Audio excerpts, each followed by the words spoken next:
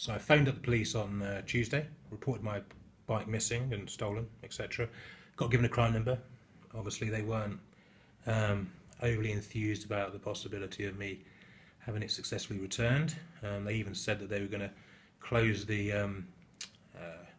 crime case there and then after the phone call. But they did suggest I phone the City Council CCTV person and see if they could help. So I got my crime number, phoned up the guy who runs the CCTV at Peterborough City Council, told him my situation.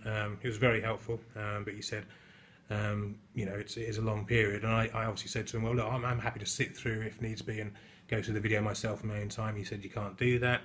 I said, oh well. He said, but what you can do is there is a police council liaison officer. He said, maybe if you speak to the police and ask them if he could look into it, that might be an option. I said, okay, fair enough. Other bits of information that were interesting was I found out and learned that there was supposed to be, the council had planned to put 2 CCTV cameras outside. It's the charity shop in Long Causeway. I think it's the Heart Foundation. There was supposed to be 2 cameras out there. That hasn't happened.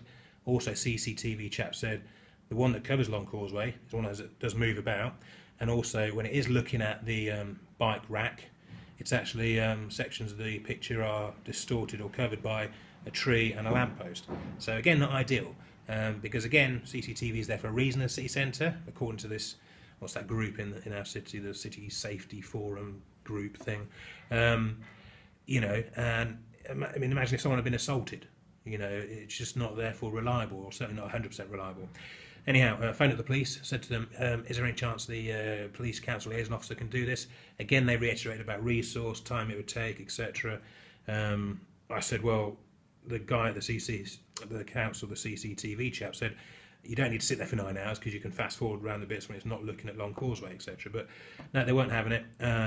So basically, cut a long story short, I said, okay, thank you very much for your time. One thing was interesting though, when I spoke to the woman who was telling me about the fact it was a drain on resources, I said, but do you pay for the police council liaison officer, or is it the local authority? And she didn't know. She had to go away and she had to ask her superior. She came back, it turns out it is the police who pay for it, so she has got that call. But yeah, I mean, what we've got then is a situation in Peterborough right now whereby if your bike is stolen, you know, whether you leave it for an hour or 9 hours, I mean, it's not your fault. You know, if you've locked it up and put it in a bike rack, etc., you've done all the right things. The fault is with the person who's committed the crime. But if people do steal bikes in Peterborough City Centre, I've certainly got the impression now from first-hand experience that, you know, it's a free-for-all. You know, and again, they'll talk about resources of police, etc. But there must be some things that the Peterborough City Council can do, such as positioning of CCTV cameras at things like cycle racks, at regularly well-used footpaths like Long Causeway, because otherwise it's a half-baked effort. And again, you know, just to reiterate, we could be talking about a much more serious incident than, say, someone stealing a bike.